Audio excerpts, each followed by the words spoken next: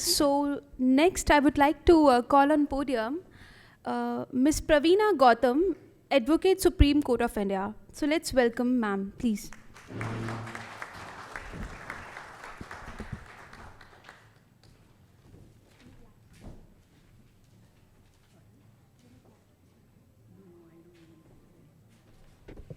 Thank you, Sonali.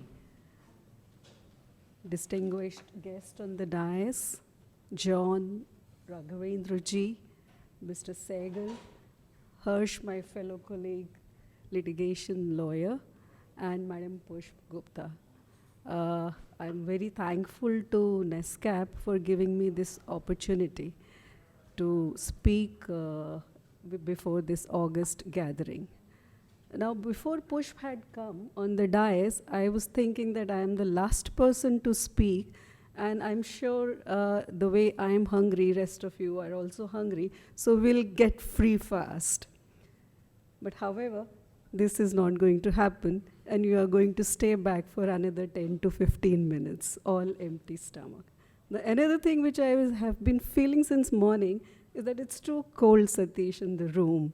And that is also making us uncomfortable. I'm so sorry to point out that. Now, I have been really enlightened since morning by the talks of Mr. Raghavendra ji, John, Mr. Sehgal, and Mr. Harsh. I'm not from the background of IPR at all, so certainly it's been enlightening for me. I'm a litigating lawyer in Supreme Court who's a general kind of lawyer. However, I have been invited to speak on the judgments of the Supreme Court and how the Supreme Court fared in the field of IPR in 2022. Now, I'll only point out two important judgments of the Supreme Court. And the first one I'm going to speak on is on the Copyright Act. Harsh must be knowing about the judgment of NIT Pro International. Which is a very landmark judgment in the copyright, specifically for the offenses and the fines which are prescribed under the Act. Briefly, the question of law which was involved in this case before the Supreme Court was that NIT Pro International, which is a manufacturer of needles, had filed an application under Section 156 before the Court of MM. Now, what is an application under Section 156 CRPC is that you file an application seeking directions from the court for registration of an FIR. Now, the Court of Learned CMM allowed that application and directed an FIR to be filed. NIT Pro International filed an FIR under Section 51, 63 of the Copyright Act and 64 of the Copyright Act, read with Section 420 against the respondent whom they allege that are infringing their Copyright Act. Now, those criminal proceedings were challenged in the High Court. The High Court held that the Copyright Act is not a cognizable offense and a non-bailable offense under Section 63 of the Copyright Act.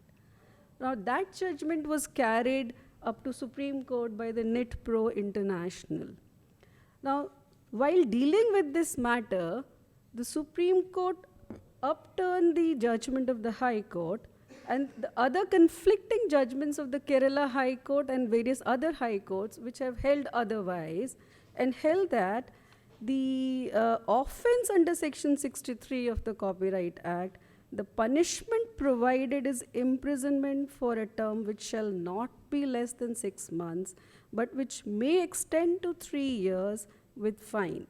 Therefore, the court explained that the maximum punishment which can be imposed would be 3 years. Therefore, the magistrate may sentence the accused for a period of 3 years also. Hence, considering Part 2 of the first schedule of CRPC, if the offense is punishable with imprisonment for 3 years and onwards, but not more than 7 years, the offense is cognizable offense. Only in a case where the offense is punishable for imprisonment less than 3 years or with fine only, the offense can be said to be non-cognizable. The court hence held that offense under Section 63 of the Copyright Act is a cognizable and a non-bailable offense. Therefore, this landmark judgment has put a deterrent to all those who are infringing the Copyright Act. As Raghavendra ji was talking in the morning, that we don't have any such provision in the Design Act. And I feel that he was right in saying so, that the Design Acts are being infringed day in and day out, and the offense, the penalty provided under the Act is peanuts. So we should have, and we should pursue, especially hers who is practicing on this side, the government should come out with such kind of amendment where we have more deterrent penalties and punishments under the Act. So this was Net Pro and the Designs Act. The second judgment which I am going to discuss is under the Trademark Act, the Renaissance Hotel Holdings versus B. Vijay Sai. Now the three judges bench of the Supreme Court in this landmark judgment of trademark, the question involved was that whether the Renaissance Hotels Holding, who was the plaintiff who had filed the suit against the B. Vijay Sai, whether the plaintiff has violated the appellant or plaintiff's trademark Renaissance under the Trademarks Act. I'll just give you the brief facts in the matter.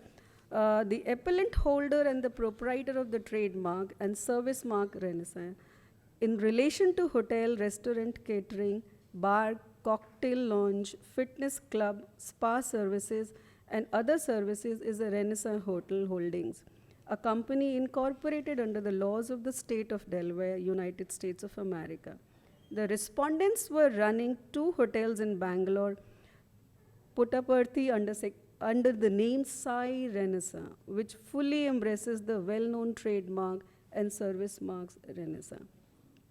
A suit for permanent injunction was filed by the American Renaissance Company against this respondent who was using the trademark Renaissance, Sai Renaissance.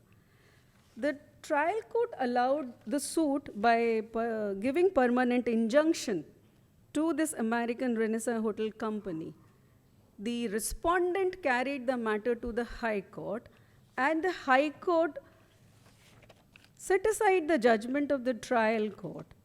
Now, the reasoning given by the High Court was that the two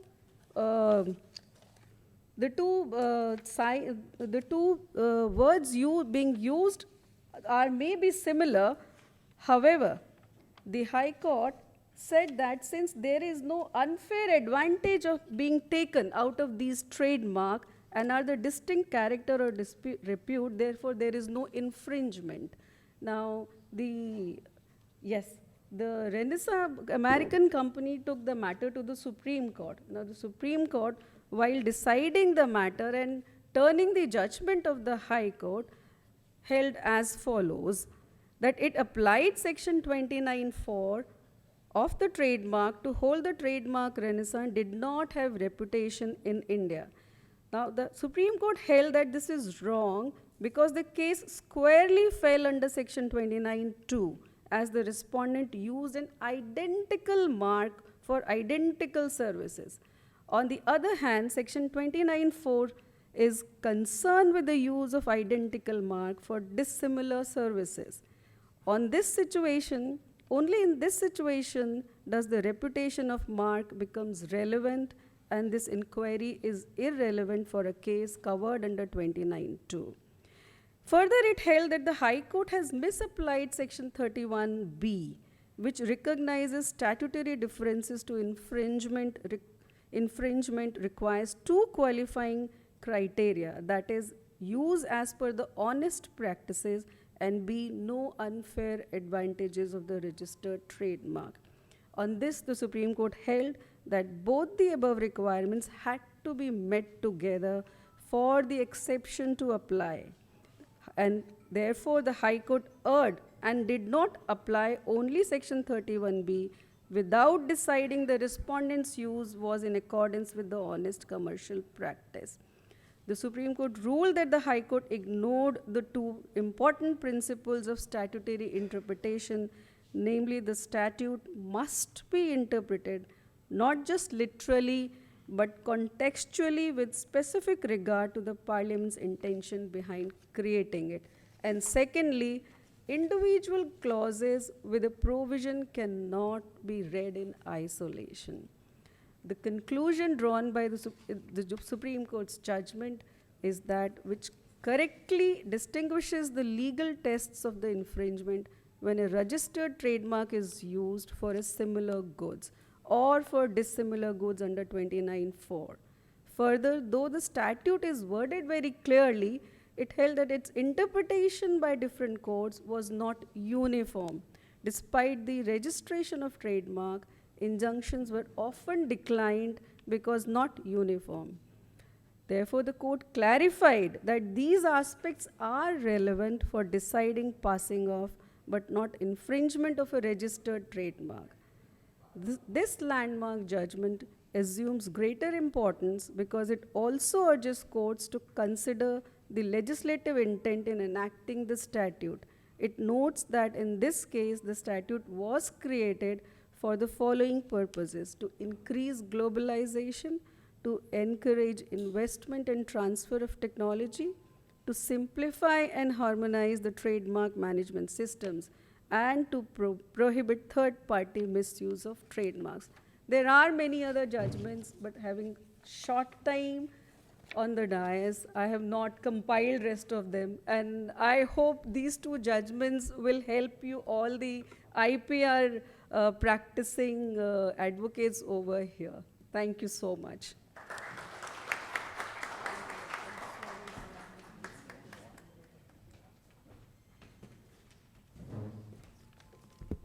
Thank you, ma'am, for sharing this valuable knowledge to our audience.